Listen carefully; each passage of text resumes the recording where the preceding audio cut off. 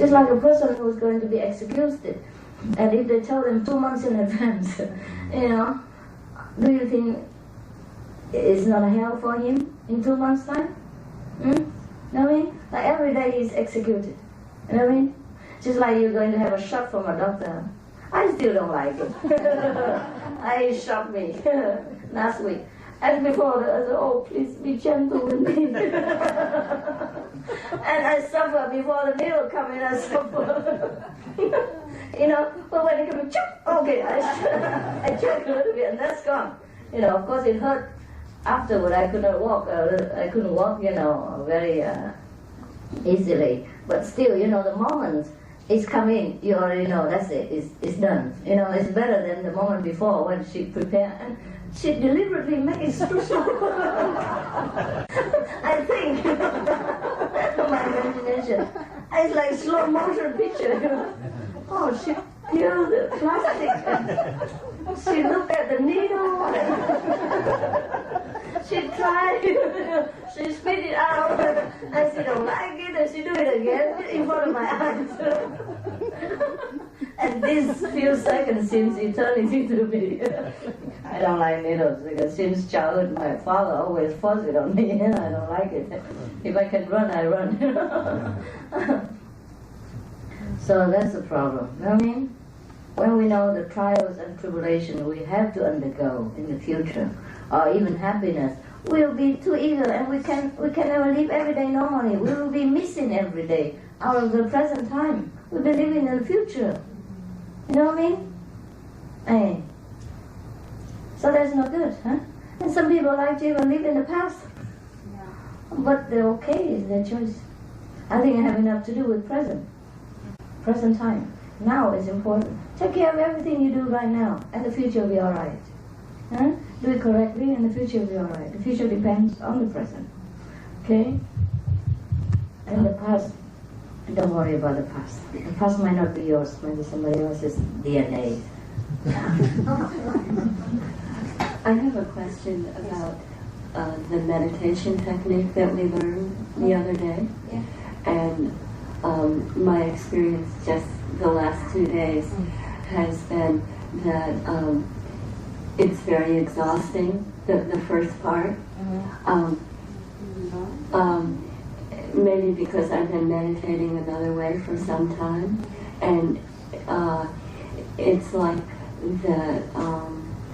that the use of the mantras, all of those mantras, Let's come together. you know, it's like so exhausting. Next Sabbath. Okay, take it easy. All right? Yeah. Say it when you remember. Yeah? You can't remember right away. Okay? Yeah. It's a habit that you have to change.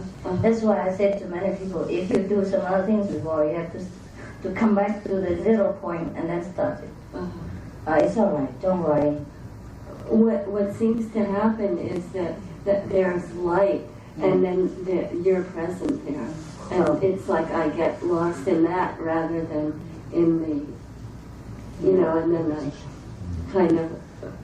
What else do you want? Okay.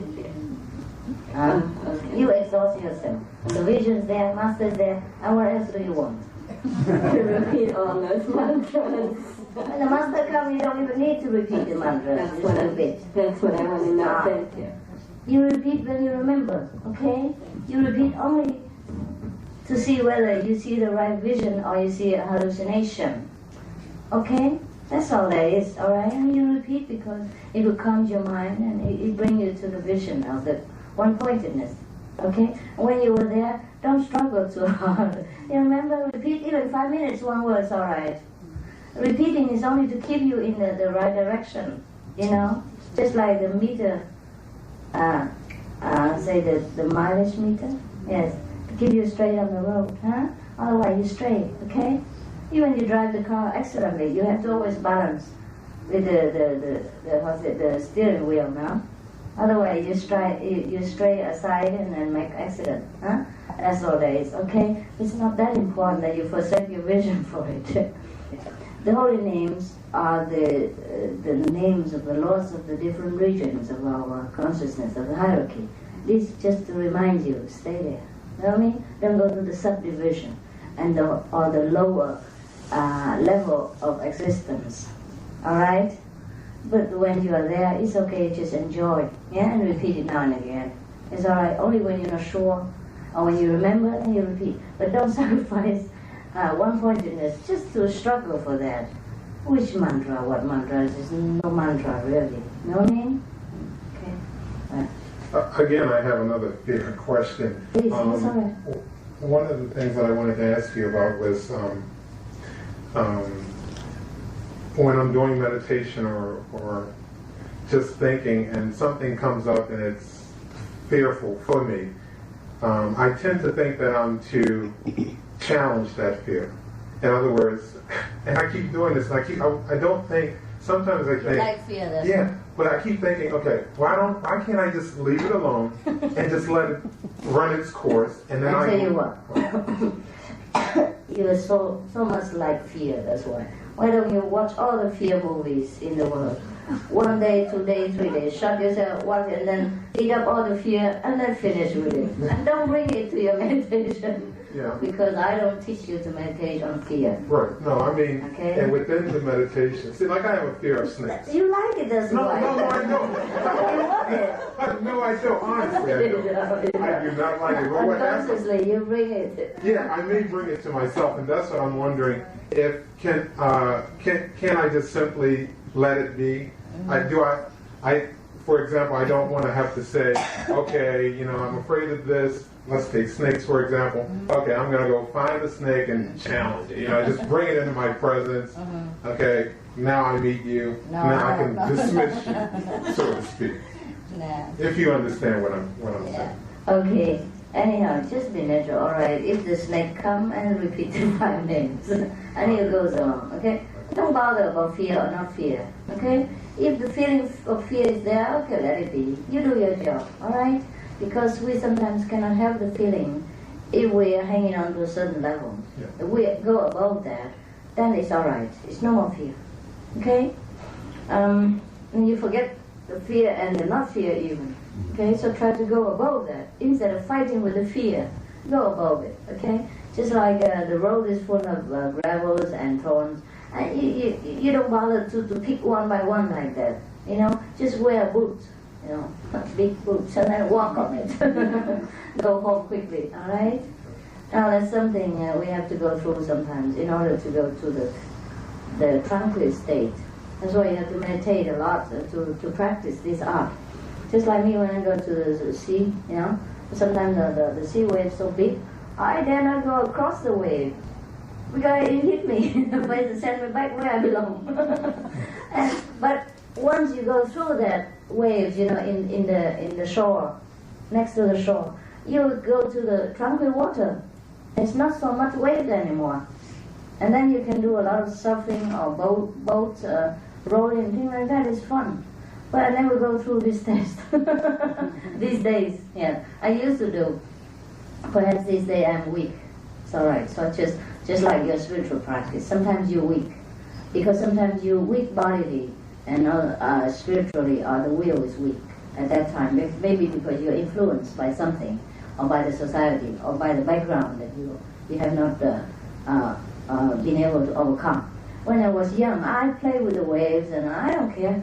And even recently, I was in Miami waiting for a transit flight to Costa Rica. And I was only with another female disciple, female nun. And then I took her out into the deep water, you know, up to here.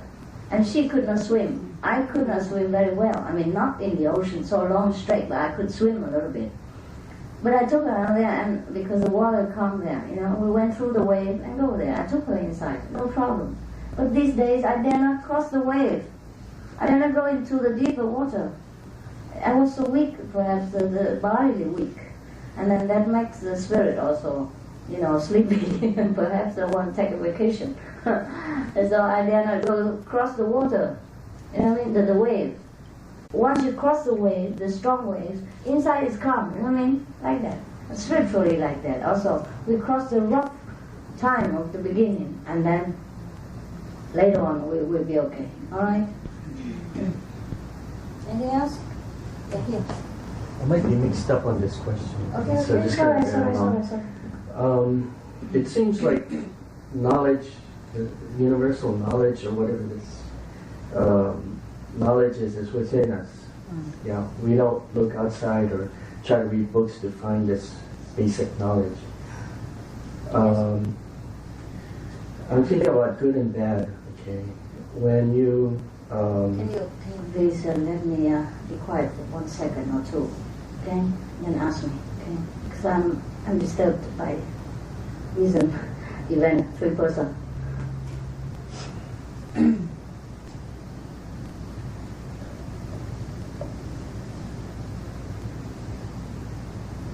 Okay. Yeah. okay, in good or bad, Now you're disturbed. like I said, my question might be all jumbled up. I see you can see it. It's all right. There's a good feeling when you think something is good or you do something good. When it's bad, you don't have the right feeling and you know it's bad. Is there a time when you think something is good but it's not really good? Like you somehow use your computer too much to mask the real truth from your heart. I don't know, does good and bad come from your heart? Because it feels like it comes from here rather than thinking. No, it comes, the good comes from the positive side of our nature. The bad comes from the negative side. Mostly the negative side we borrow when we come here. You know what I mean? The environmental effect, influence. And then the habit that we learn with the people we are with, the company we are in, right? It's like, Movies. yes, things like that, yes.